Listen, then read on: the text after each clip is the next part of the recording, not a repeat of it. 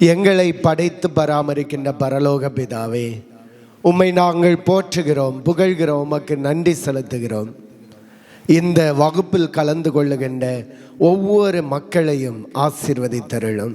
ஆண்டவரே, புனித மத்தேயு நற்செய்தியாளர் தருகின்ற அறிவுரைகளையும் உம்முடைய அற்புதங்களையும் அதனுடைய விளக்கங்களையும் நாங்கள் கற்றுக்கொண்டே இருக்கிறோம். எங்களுடைய அறிவை கூர்மைப்படுத்துவீராக, எங்களுடைய இதயத்தை தயார் செய்வீராக. உம்முடைய வார்த்தைகள் எங்களுடைய இதயத்திலே ஆழமாக பதியச் செய்வீராக. ஆண்டவரே, நாங்கள் ஒன்றுமில்லாதவர்கள், நாங்கள் அற்ப தூசிகளாக இருக்கிறோம். உம்முடைய ஆசீர்வாதங்களாலும் உம்முடைய அருள்வரங்களாலும் எங்களை நிரப்பி ஆசீர்வதிப்பீராக. ஆண்டவரே, எங்கள் ஒவ்வொருவரையும் அர்ப்பணமாக்கி மன்றாடுகிறோம். எங்கள் ஜெபங்களும் பரலோக பிதாவே, ஆமீன். ஹல்லேலூயா, ஹல்லேலூயா, ஹல்லேலூயா, ஹல்லேலூயா, ஹல்லேலூயா, ஹல்லேலூயா. அன்பு சகோதர சகோதரிகளே, இன்று நாம் புனித மத்தேயு எழுதிய நற்செய்தி 9ஆம் அதிகாரம் 9 முதல் உள்ள இறை வார்த்தைகளை தியானிக்க இருக்கிறோம். மத்தேயு என்பவர் சுங்கச்சாவடியில் அமர்ந்திருந்தார். அவரை அழைக்கின்ற ஆண்டவரை மத்தேயு நற்செய்தியாளர் படம் பிடித்து காட்டுகின்றார். நாம் முன்னதே பார்த்தது போல, கடந்த வகுப்புகளில் பார்த்தது போல, மத்தேயு நற்செய்தியாளர் 3 அற்புதங்களை வெளிப்படுத்துகின்றார். இடையிடையே அருளுரைகளை வெளிப்படுத்துகின்றார். இரண்டாவது 3 அற்புதங்களில் கடைசியாக இருக்கக்கூடிய அற்புதத்தை நாம் பார்த்தோம். அதன் பிறகு வருகின்ற அழைத்தல் அறிமுகத்தையும் அருளுரையும் இப்போது நாம் பார்க்க இருக்கின்றோம். எனவே இந்த வகுப்பிலே அனைவரும் ஆர்வத்தோடு கலந்து கொள்ள அன்போடு அனைவரையும் அழைக்கின்றேன். ஹல்லேலூயா, ஹல்லேலூயா, ஹல்லேலூயா, ஹல்லேலூயா, ஹல்லேலூயா, ஹல்லேலூயா. இங்கு மத்தேயு என்பவர் யார்? நாம் பல பிரசங்கங்களில் எல்லாம் கேட்டிருக்கின்றோம். மத்தேயு சுங்கம் பிரிக்கக்கூடிய மக்களுடைய தலைவராக இருக்கிறார். வரி வசூலிப்பதிலே மிகுதியான செல்வம் படைத்தவராக இருக்கிறார். மட்டுமல்ல, அவர் சமூகத்திலே பாவி, துரோகி என்று அறியப்பட்டிருந்தவரும் அவரேதான். சமூகத்தில் பாவி என்று முத்திரையிடப்பட்ட இவர் இயேசு கிறிஸ்துவால் அழைக்கப்படுகின்றார். இதிலிருந்து என்ன தெரிகிறது என்றால், உலகத்திலே எந்த கடைக்கோடியில் இருந்தாலும், எந்த சூழலில் இருந்தாலும் ஆண்டவருடைய அழைப்பு அவர்களையும் சென்று சேர்கிறது என்பதை தெளிவாக இந்த வகுப்பு நமக்கு எடுத்து காட்டுகின்றது. இங்கே பார்க்கும்போது முதல் வசனத்திலே, அதாவது 9வது அதிகாரம் 9வது வசனத்திலே அவருடைய வாழ்க்கையை பற்றிய முழுமையான ஒரு அறிவிப்பை நமக்கு தருகிறது. அதை வாசிப்போம். 9வது அதிகாரம் 9வது வசனம். இயேசு அங்கிருந்து சென்றபோது மத்தேயு என்பவர் சுங்கச்சாவடியில் அமர்ந்திருக்க கண்டார். அவரிடம் என்னை பின்பற்றி வா என்றார். அவரும் எழுந்து இயேசுவை பின்பற்றி சென்றார். இங்கே பார்க்கும்போது ஒரு உடனடியான மாற்றத்தை பார்க்கிறோம். ஒரு இம்மீடியட் கன்வர்ஷன், ஒரு புதிதாக மாற்றப்படுகின்ற, வெகு சீக்கிரத்தில் மாற்றப்படுகின்ற ஒரு அனுபவத்தை நாம் பார்க்கிறோம். மனிதன் தன்னுடைய பழைய வாழ்க்கையெல்லாம் விடுத்துவிட்டு ஒரு புதிய வாழ்க்கைக்கு உடனடியாக கடந்து வருகின்ற நிகழ்வை பார்க்கிறோம். இங்கு பார்க்கும்போது 3 கருத்துக்களை ஆழமாக சிந்திக்கலாம். முதலாவதாக, இயேசு கிறிஸ்து மத்தேயுவை பார்க்கிறார். இந்த பார்வை சற்று வித்தியாசமான பார்வை, ஆழமான பார்வை. ஆங்கிலத்தில் நாம் கேட்டதுண்டு, 2 வார்த்தைகள் சொல்வார்கள், லுக் அண்ட் see. சி என்றால் மேலோட்டமாக பார்த்து செல்வது, ஆனால் லுக் என்றால் ஆழமாக பார்ப்பது, உள்ளார்ந்து பார்ப்பது, ஆழத்தில் பார்த்து மனதை பார்க்கக்கூடிய வல்லமை படைத்த பார்வை. இதுதான் ஆண்டவர் இயேசு கிறிஸ்துவனுடைய பார்வை. இயேசு கிறிஸ்து மத்தேயுவை பார்த்தார் என்று சொல்லும்போது அவரை ஆழமாக பார்த்தார், அவருடைய இதயத்தை பார்த்தார், அவர் என்னுடைய பணியை செய்வதற்கு தகுதியுடையவர் என்று பார்த்தார். எனவேதான் ஆண்டவருடைய பார்வை ஆழமாக அவருடைய இதயத்திலே பதிந்தது. இரண்டாவதாக பார்க்கும்போது அவர் அழைக்கிறார். அவருடைய அழைத்தலும் சாதாரண நாம் பெயர் சொல்லி அழைக்கின்ற அழைப்பு அல்ல, மாறாக அவருடைய அழைத்தல் மாற்றத்திற்கான அழைத்தல், ஒரு வித்தியாசமான அழைத்தல். அந்த அழைத்தலை அவர் கேட்கிறார். எப்படி அழைக்கிறார்? பெயரை சொல்லி அழைக்கிறார். ஒவ்வொருவரையும் ஆண்டவர் தெளிவாக அறிந்திருக்கிறார். பெயரை சொல்லி அழைக்கக்கூடிய அளவிற்கு தன்னுடைய அன்பை பொழியக்கூடிய ஆண்டவரை இங்கு பார்க்கிறோம். இரண்டு கருத்துக்கள் இயேசுவுடைய பகுதியிலிருந்து வருகிறது. ஆனால் இன்னொன்று இருக்கிறது, அவர் எல்லாவற்றையும் விட்டு அவரை பின்பற்றுகிறார். அதில் அழகாக சொல்லப்படுகிறது, இயேசு அழைத்தவுடன் எல்லாவற்றையும் விட்டு இயேசுவை பின்பற்றுகின்றார். ஹல்லேலூயா, ஹல்லேலூயா, ஹல்லேலூயா, ஹல்லேலூயா. இயேசுவுக்கே புகழ், இயேசுவுக்கே புகழ். மரியே வாழ்க, மரியே வாழ்க, மரியே வாழ்க, மரியே வாழ்க. இப்படி பார்க்கும்போது ஒரு புதிய வாழ்க்கைக்காக மத்தேயு அழைக்கப்படுகின்றான். இங்கு பார்க்கும்போது பார்த்தல், அழைத்தல், ஆண்டவரை பின்பற்றுதல், இதை அழைத்தலினுடைய அடிப்படை காரணிகளாக நாம் பார்க்கிறோம். முதலாவதாக, முதல் கருத்தாக இந்த வசனத்திலே பார்க்கும்போது அழைப்பினுடைய ஆழம் வெளிப்படுத்தப்படுகின்றது. இது ஒரு சாதாரண அழைத்தல் அல்ல என்பதை இந்த அழைப்பு சுட்டி காட்டுகிறது. இதிலே அழைப்பு இருக்கிறது, மன மாற்றம் இருக்கிறது, ஆண்டவருடைய இரக்கம் இருக்கிறது. பாவியாகிய மனிதனை, சமூகம் பாவி என்று முத்திரையிட்ட மனிதனை ஆண்டவர் இரக்கத்தை பொழிந்து மன்னித்து ஏற்றுக்கொண்டு அவருடைய அன்பு சீடராக அரவணைப்பதை பார்க்கிறோம். இதுதான் அழைத்தலினுடைய ஆழமாக பார்க்கிறோம். இயேசு மத்தேயுவின் கடந்த காலத்தை பார்க்கவில்லை, மாறாக அவருடைய உள்ளத்தை தான் பார்க்கிறார். இயேசு அவருடைய கடந்த காலகட்டத்தையோ பாவ வாழ்க்கையோ பார்க்கவில்லை, மாறாக மனமாற்றத்தை அவர் பார்க்கிறார். எனவேதான் ஆண்டவர் இயேசு கிறிஸ்துவை அவர் பின்பற்றுகின்றார். இந்த பின்பற்றுதல் என்று சொல்லக்கூடிய வார்த்தை கிரேக்க மொழியிலே அக்கலோத்தாய் என்று சொல்லப்படுகிறது. அதாவது ஒரு பயணம் மட்டுமல்ல, இது வாழ்க்கையை புரட்டி போடுகின்ற, மனதை மாற்றுகின்ற ஒரு பயணம், ஒரு மனதை மாற்றுகின்ற பயணமாக இந்த வார்த்தை சித்தரிக்கப்படுகின்றது. எனவே இது ஒரு ரேடிக்கல் சேஞ்ச், மனதினுடைய மாற்றத்தை நாம் பார்க்கிறோம். எனவே மத்தேயுனுடைய அழைத்தல் சற்று விசித்திரமாக இருக்கிறது. ஹல்லேலூயா, ஹல்லேலூயா, ஹல்லேலூயா, ஹல்லேலூயா. இயேசுவுக்கே புகழ், இயேசுவுக்கே புகழ். மரியே வாழ்க, மரியே வாழ்க. இரண்டாவதாக இயேசு மக்களோடு இரக்கம் காட்டுவதை பார்க்கிறோம். பாவிகளோடு இரக்கம் காட்டுவதை பார்க்கிறோம். அனைவராலும் ஒதுக்கப்பட்ட, வெறுக்கப்பட்ட நிலையில் இருப்பவர்களோடு ஆண்டவர் இரக்கம் காட்டி அழைப்பதை பார்க்கிறோம். நாம் வாசிப்போம்.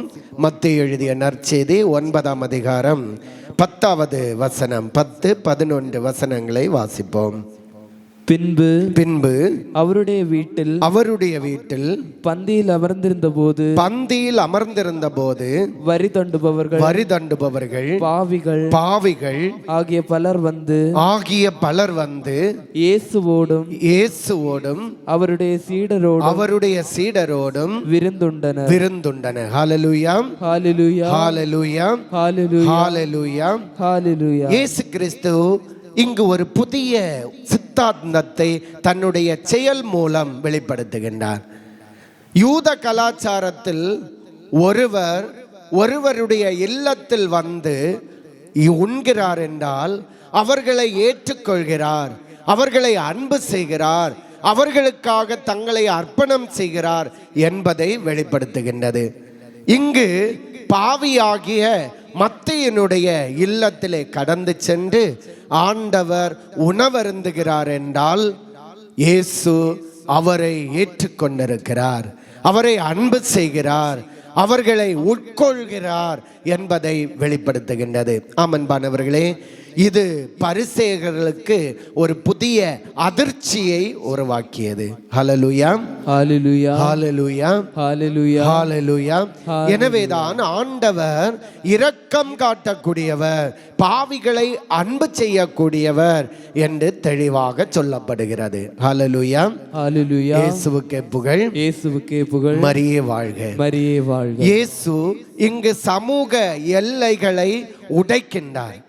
உடைத்து புறக்கணிக்கப்பட்ட மக்களை ஏற்றுக்கொள்வதை நாம் பார்க்கிறோம்.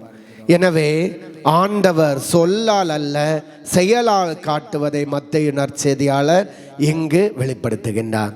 நம்முடைய வாழ்விலும் ஆண்டவர் நம்மை அழைக்கிறார், நம்மை பார்க்கிறார். ஒவ்வொரு நாளும் அவரை பின்பற்றக்கூடியவர்களாக மாற வேண்டும் என்பதற்கு இது அடையாளமாக இருக்கிறது. மூன்றாவதாக பார்க்கும்போது அந்த பரிசேயருடைய மக்கள் கூட்டத்தினுடைய மத்தியிலே ஒரு முணுமுணுப்பு ஏற்படுகிறது. அந்த முணுமுணுப்பை ஆண்டவர் அழகான சித்தாந்தங்களை கொடுத்து கொண்டு அவர்களை புரிய வைக்கிறார். நாம் வாசிப்போம். மத்தேயு எழுதிய நற்செய்தி 9ஆம் அதிகாரம் 12வது வசனம். இயேசு இதை கேட்டவுடன் நோயுற்றவர்க்கே மருத்துவர் தேவை. ஹல்லேலூயா, ஹல்லேலூயா, ஹல்லேலூயா, ஹல்லேலூயா. இயேசு அழகாக சொல்லுகிறார், மருத்துவர் நோய் அற்றவருக்கல்ல, நோயுற்றவருக்கே தேவை என்பதை வெளிப்படுத்துகிறார். இங்கு பார்க்கும்போது பாவம் ஒரு ஆத்மீக நோயாக மத்தேயு நற்செய்தியாளர் வெளிப்படுத்துகின்றார். ஒருவர் பாவத்திற்கு அடிமையாக இருக்கிறார் என்றால் அவர் ஆத்மீக நோய்க்கு அடிமைப்பட்டிருக்கிறார், ஆத்மீகத்தில் ஏதோ நோய்வாய்ப்பட்டிருக்கிறார் என்பதை தான் இது வெளிப்படுத்துகின்றது. எனவே இந்த நோயை குணப்படுத்தக்கூடிய மருத்துவர் யார் என்றால் ஆண்டவராகிய இயேசு கிறிஸ்து. ஹல்லேலூயா, ஹல்லேலூயா, ஹல்லேலூயா, ஹல்லேலூயா. ஆத்மீக நோயை குணப்படுத்தக்கூடிய மருத்துவர் இயேசு கிறிஸ்து என்பதை இங்கு வெளிப்படுத்தப்படுகின்றது. இயேசு குணம் கொடுக்கக்கூடிய, அந்த நோயை அகற்றக்கூடிய மாபெரும் மருத்துவராக இங்கு வெளிப்படுத்தப்படுகின்றார். இது ஒரு உவமை மட்டுமல்ல, மாறாக கிறிஸ்துவனுடைய பணியின் அடையாளமாக இதை நாம் பார்க்கிறோம். கிறிஸ்துவனுடைய பணி நோய்களை நீக்குவது, உடல் சார்ந்த நோய், உள்ளம் சார்ந்த நோய், இவைகளை குணப்படுத்தி அவர்களை ஆற்றி தேற்றுவது ஆண்டவருடைய பணியாக நாம் இங்கு பார்க்கிறோம். அவர் தீர்ப்பளிக்க வரவில்லை. அவர் இதோ பாவி இருக்கிறான், இவனை தண்டிக்க வேண்டும், இவனை குற்றம் சொல்ல வேண்டும், அல்லது இவனுக்கு தகுந்த தண்டனை வழங்க வேண்டும் என்பதற்காக ஆண்டவர் வரவில்லை. மாறாக இரக்கத்தை, அருளை பொழியக்கூடிய ஆண்டவரை நாம் இங்கு பார்க்கிறோம். நான்காவதாக பார்க்கும்போது இரக்கத்தினுடைய பொருளை தெளிவாக எடுத்து காட்டக்கூடிய ஆண்டவர் இங்கு செயல்படுகின்றார். புனித மத்தேயு எழுதிய நற்செய்தி 9ஆம் அதிகாரம் 13வது வசனத்திலே நாம் பார்க்கிறோம். வாசிப்போம்.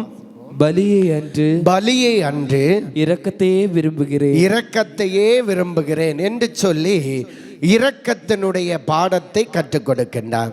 தொடர்ந்து வருகின்ற வார்த்தையிலேயே ஆண்டவர் ஒரு உவமையை சொல்லி அவர்களுக்கு புரிய வைக்கிறார். ஆண்டவருடைய இரக்கம் மிக மேன்மையானது, உன்னதமானது என்பதை இங்கு புரிய வைக்கிறார். வாசிப்போம் அடுத்த வசனத்தை. பலியை அன்று இரக்கத்தையே விரும்புகிறேன் என்று சொல்லி பலியை விட இரக்கம் மிக முக்கியமானது என்பதை 2 உவமைகளை எடுத்து காட்டி ஆண்டவர் அழகாக விளக்கி காட்டுகின்றார். ஒரு பழைய ஏற்பாடு வசனத்தை மேற்கோளாக ஆண்டவர் காட்டுகின்றார். ஓசையா 6ஆம் அதிகாரம் 6வது வசனம், நான் பலியை அல்ல இரக்கத்தையே விரும்புகிறேன். அந்த வசனத்தை தான் மத்தேயு நற்செய்தியாளர் இயேசு கிறிஸ்து கூறியதாக இங்கு எடுத்து காட்டுகின்றார். இங்கு பலிகள் வெளிப்புற மத சடங்குகளாக இருக்கிறது. பலிகள், நாம் செலுத்துகின்ற பலிகள் வெளிப்புறமாக காணப்படுகின்ற ஒரு சடங்கு. ஆனால் இதைவிட இரக்கம் முக்கியமானது. ஆண்டவருடைய இரக்கம் இந்த பலிகளையும் வழிபாடுகளையும் தாண்டி செல்லக்கூடிய இரக்கத்தை மத்தேயு நற்செய்தியாளர் இங்கு எடுத்து காட்டுகிறார். அது ஒரு உள்ளார்ந்த அன்பு. கடவுள் வெளிப்புற சடங்குகளை தாண்டி சென்று இரக்கத்திற்கு முக்கியத்துவம் கொடுப்பதை நாம் பார்க்கிறோம்.